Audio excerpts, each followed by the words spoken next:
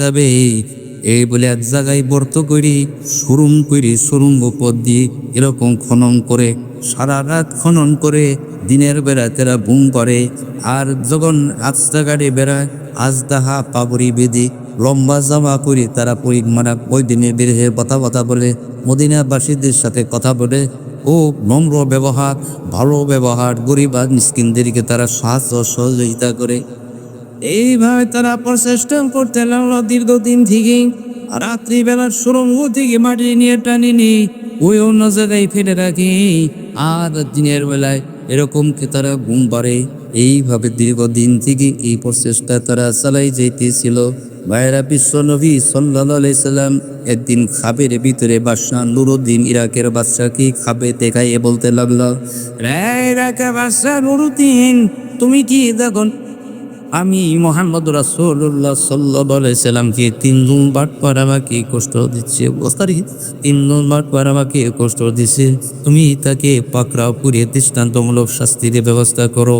ভাইয়ের আমার বাদশা নুরুদ্দিন এই স্বপ্নের দিকে সে জাগ্রত হয়ে আমি কি দেখলাম, আমার নবী তো অনেকদিন আগে তিনি ইন্তেকাল করে মদিনার জমিনে ঘুমিয়ে আছেন, আমার নবী কি কষ্ট দিবে এটা আমার বুঝে আসে না।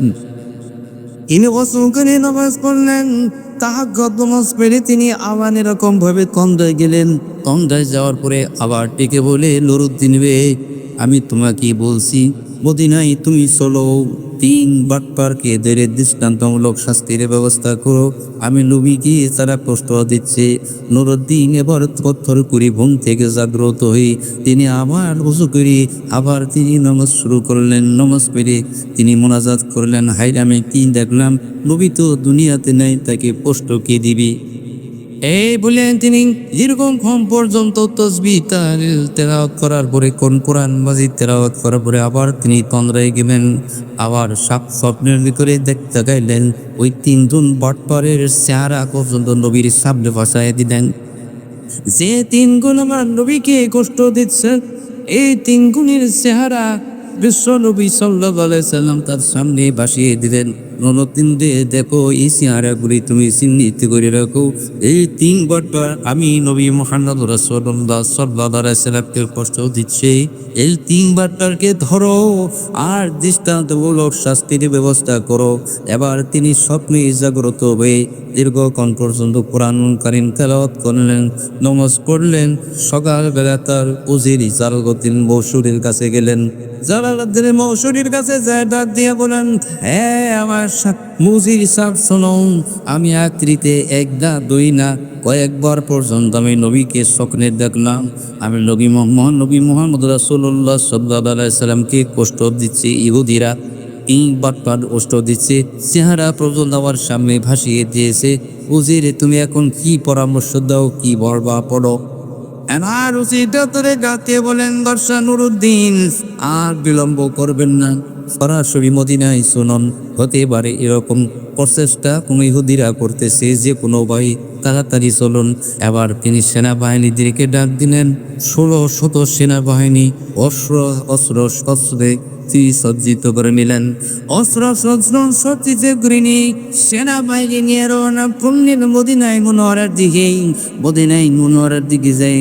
কিন্তু তারপরে মদিনায় বিশ্বনবী সাল্লাল্লাহু আলাইহি সাল্লামের রওজা তাহারে যায় তারা এরকম নাস্তানা করলেন, রাত দিয়ে বললেন, ভুল বিলিয়ে দিলেন। মদিনার সকল মদিনাবাসীদেরকে ডাক কেলান করে দেওয়া হলো, আমি বাদশা নুরুদ্দিন এসেছি, মদিনাবাসীদেরকে আমি একসঙ্গে খাওয়াবো।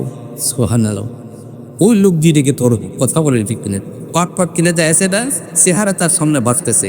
আরে ওয়াসাবো দিলের সামনে এই তিন শয়তান খানি বাঁচতেছে। আর বাদশা নুরুদ্দিন ঘোষণা দিয়ে দিল, নুরুদ্দিনের পক্ষ থেকে দাওয়াত, আমার মদিনায় যারা দাওয়াত খাবে আমি নুরুদ্দিনের সাথে সাক্ষাৎ করে যাবা, খাওয়া আর ডান দিক দিয়ে খেয়ে যাবা, আমার সাথে মুসাফা করে আর একদিক দিয়ে বেরিয়ে যাবা। এইভাবে একদিন খাওয়াইলেন, 3 বার পরের চেহারা তার সামনে ভাসল না। দ্বিতীয় দিন আবার বললেন, যারা না খাইছো তারা আবার আজকে দাওয়াত। এইভাবে তৃতীয় দিন খাওয়াইলেন, কিন্তু 3 বার পরের চেহারা এখন পর্যন্ত আসে নাই। এরপরে তৃতীয় দিন খাওয়াইলেন, 3 বার পরের চেহারা আসে নাই। এবার বললে বাকি আছে কারা কারা, তাদেরকে নিয়ে আসেন। লিডার কয়টা সেট করছেন, এই লিডারদেরকে দিয়ে এই পাক করা লোকদের দিয়ে আনা শুরু করছে। আনতে আনতে সব শেষ হয়ে গেল। ওরাই 7 দিন বার বেশিও খাওয়ার আইব বাচ্চা নুরুদ্দিনের এই দাওয়াত কাজ চলতে থাকলো 7-8 দিন করে। এবার টিজার লোক আসে না, এবার লোক আসে না। ওই সম্রাটদের কি নেতাদেরকে ডাক দিয়ে বলে মদিনার কোনো লোক নেই, মদিনার কোনো লোক নেই। 3 জন এখনো ধরা করেনি, মদিনার কোনো লোক নেন। তখন বলল বাদশাহ আছে, 3 জন লোক আছে, এরা বড় অত্যন্ত ভদ্রলোক, অলি মানুষ, বুজুর্গ মানুষ, এরা কারোবারি দাওয়াত খায় না, দাওয়াত খায় না। এই ধরনের বাটপার নিয়ে তারা ওখানে আস্তানাতেছে। 3 জন মানুষ আছে, এরা দাওয়াত খায় না। গরিব মিসকিনকে সাহায্য সহযোগিতা করে, মানে যাদের বিয়ে শাদী এরকম এরা সহযোগিতা করে, এই 3 জন তারা দাওয়াত বাদশাহ নদীর মাথা করো, ও চাই পারি আমাকে বিয়ে দাও। তখন বললেন যে ওই যে দূরে মদিনার রোজা থেকে অনেক দূরে, ওইখানে তারা একটা আস্তানা করছে, ওইখানে তারা থাকে। দিনের বেলা তারা কিছু বের হয় না, হঠাৎ বের হয়, কিন্তু ওর দুজন নিয়ে যাবো গান।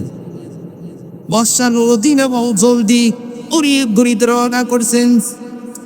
সেনাবাহিনী 16-17 সেনাবাহিনী তার পিছনে যাইতে যাইতে যে খুঁজতে নেই, কিন্তু চতুর্দিকে গেট বন্ধ, কোথাও দিয়ে ভিতরে প্রবেশ করা যায় না। একটা গেট আছে, সাথে সাথে সেই গেটটা কি বন্ধ করে নিয়েছে। টপ দিতেছে সামনে, কিন্তু আওয়াজ আসছে না, দরজা খুলতেছে।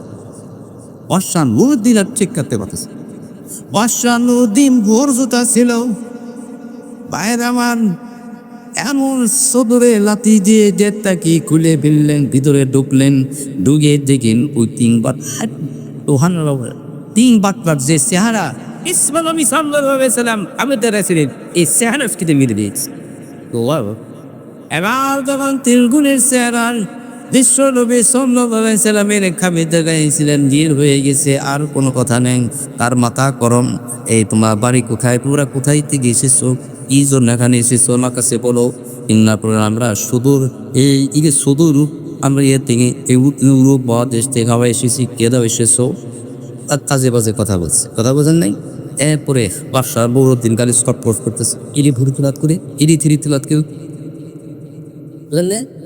আসল জিনিস ততবার ঢুকতে করতে করতে যায় ডিজাইনে যায় জায়নামাজ পাড়া, বিশাল বড় এক জায়নামাজ। জায়নামাজ যদি তুলাত করছে দিয়ে জিনিসই করছে, যেই গর্ত বাড়ছে তখন একটু ধরছে, এগুলো কি গর্ত সব বের হয়েছে, তখন সুরের বুদ্ধি হচ্ছে উর, কথা বুঝেন নাই। তখন থরথরগিরি কাঁপতেছে, থরথরগিরি কাঁপতেছে, তখন বলতেছে কি জন্য। তখন তারা সত্য কথা বলতে বাধ্য হইল। এই ওরসিওয়া দেশে এবাদিরা আমাদেরকে লক্ষ কোটি টাকা দিয়ে, মানে শিকরজি আমাদেরকে মদিনায় প্রেরণ করছে বিশ্বনবী সাল্লাল্লাহু আলাইহি সাল্লামের দেখো মুবারক হওয়ার জন্য। এবার সেনাবাহিনী তার সাথে সাথে পিঠ মোড়া দিয়ে দেখে রোজা মুবারকের সামনে ভিজা হলো। এই জায়গায় বলা হবে এক কাজ করো, পিসা কুসো করে একটা মঞ্চ তৈরি করো, আর বিশি খড়ি দিই, বেশ অনেক দূর পর্যন্ত খড়ি দিই, পিসা কুসো করে মঞ্চ দিয়ে কপ্তার ভিতরে তাদেরকে শোয়ে পিঠ মোড়া দিয়ে বাই দেই, আগুন করাও। জোরে সুরে বলেন আলহামদুলিল্লাহ। শয়তানদের দৃষ্টান্তমূলক শাস্তি বিশ্বনবী খাবে ভিতরে দেড়া দিছে। এখন প্রশ্ন হলো, আগুনে পুরাই মারা এটা মানুষের স্বভাব না, এটা আল্লাহ। কিন্তু নুরুদ্দিন যেই কামটা করলেন এটা ভুল করছিলেন, কথা বলেন। কিন্তু যে